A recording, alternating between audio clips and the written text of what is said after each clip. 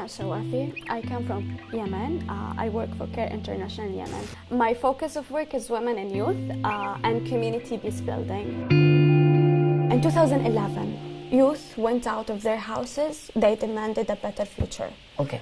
Women supported youth because they have their own demands. Yeah. Everyone was believing in these demands and the Arab Spring, and still the Arab Spring in Yemen was used exactly like other countries as a way for political parties, corrupted leaders to use it, to get to their own interest. And this is how the revolution was drifted and how it was progressed until we got into a war. It's not only words, it's becoming economy of war. It's not only because people are fighting, no. Parties, countries, externals, internals, everyone is getting benefit of this war. So I don't see it's gonna end anytime soon. Warring parties are not in favor of, being in the list of shame. And they've been more than once in the list of shame. And now they are pledging for Yemen humanitarian assistance, and they are the biggest donors. But why do you pledge? Just stop the war, and we don't need this kind of pledging because it's not helping. These airstrikes, each airstrike happen in Yemen, costs millions of dollars. You're pledging for $500 million, you can save it and save the airstrikes. We don't need this, we just need peace. How to work with grassroots communities talking about peace when it's raining airstrikes. When you talk about peace building, they will tell you what peace and with whom we are under attack. So yeah, it was a bit challenging, but it is manageable, and you see the resilience and the demands of youth to do such activities with their then own communities was very inspiring and keeps me going, Women in Yemen have many problems in community on legal level and on social level, but at the same time, these problems are not affecting women all the time negatively. Women are really strong in Yemen. Yes, I can notice. Yes, but it's not really clear. It's not visible. What all the world see from Yemeni women, that they are covered and they are silenced.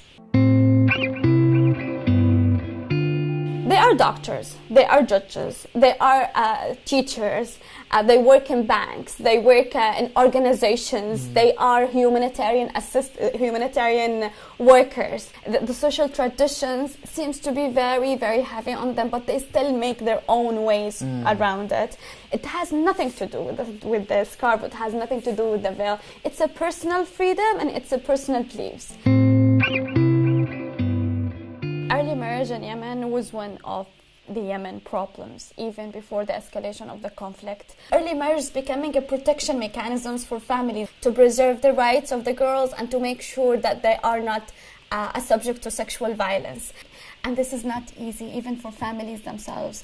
Some educated men and some educated women tend to do this at the end of the day because this is the only thing they can do.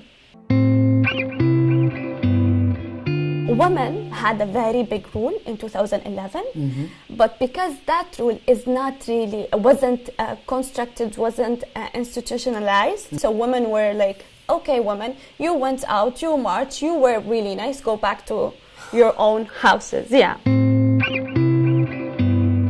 Before the war, it wasn't really acceptable for a young woman to go to another city to work, to have a job and to be independent. Now, because of the escalation of conflict around the country, girls and a lot of young women are getting jobs, getting positions with NGOs or national NGOs to work. And they have their own houses, they rent their houses and stay independent there, And by the end of the month, they send, part of their salaries to their families. Families started to accept that. But what does this mean to women? This means that she is exposed to more risk because safety and security are decreasing while her rule is increased.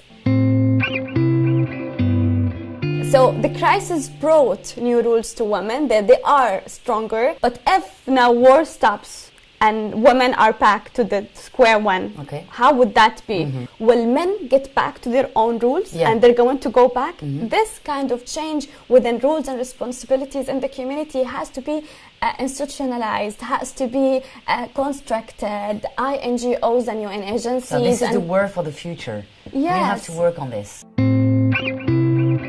When we talk about media, whom are we talking about? The big agencies that are controlled by the war parties. So how would you expect people to know about it? Journalists are not entitled to come into the country, and those who are writing about the crisis, they have to use certain terms in order for their articles to get, Who decide which term?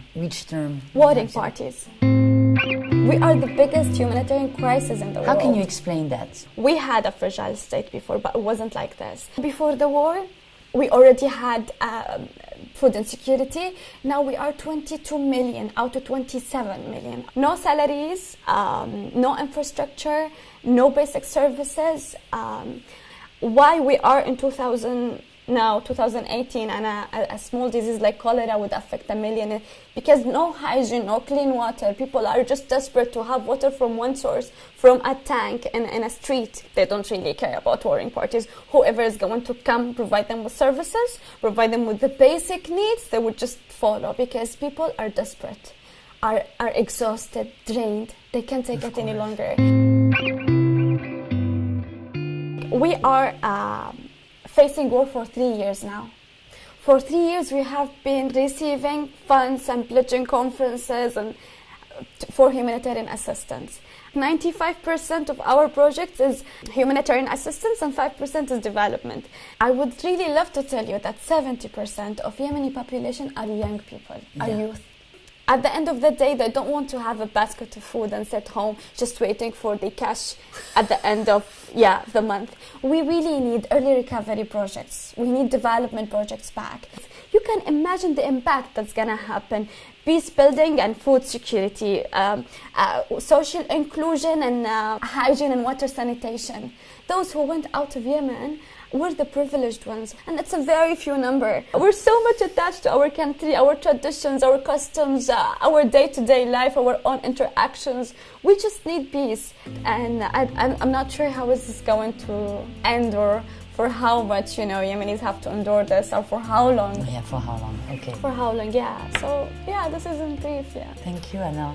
Thank you so for the light in your eyes, because you're still having hope. Yeah. Thank you. Thank you so much.